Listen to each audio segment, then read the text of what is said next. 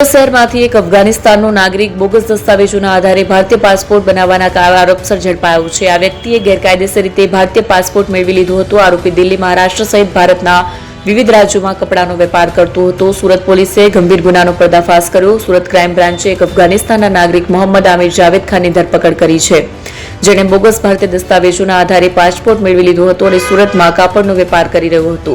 સુરત શહેરમાં રહેતા એક મૂળ અફઘાનિસ્તાનના નાગરિક વિરુદ્ધ ચોક બજાર પોલીસ સ્ટેશનમાં ગુનો નોંધાયો છે। આ આરોપી પર ભારતીય નાગરિકતા સાબિત કરવા માટે નકલી જન્મ પ્રમાણપત્ર બનાવી તેના આધારે ખોટી રીતે ભારતીય પાસપોર્ટ, આધાર કાર્ડ, પાન કાર્ડ અને ચૂંટણી કાર્ડ જેવા મહત્વના દસ્તાવેજો મેળવવાનો આરોપ છે।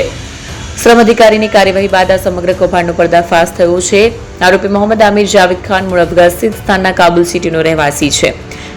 ભારતમાં કાયમી વસવાટ અને નાગરિકતા મેળવવાની લાલચે તેણે ગેરકાયદેસર પ્રવૃત્તિઓ શરૂ કરી નકલી દસ્તાવેજો બનાવવાનું કાવતરું મોહમ્મદ આમિર જાવેદ ખાને પોતે ભારતીય નાગરિક હોવાનું સાબિત કરવા માટે મહારાષ્ટ્ર રાજ્યના જાલના ખાતે રહેતા તેના મિત્ર અગજાર નામના ઈસમ સાથે મળીને કાવતરું રચ્યું। આ કાવતરાના ભાગરૂપે તેણે એવું દર્શાવ્યું કે તેનો જન્મ 4 જૂન 1983ના રોજ મહારાષ્ટ્રના જાલના ખાતે થયો હતો।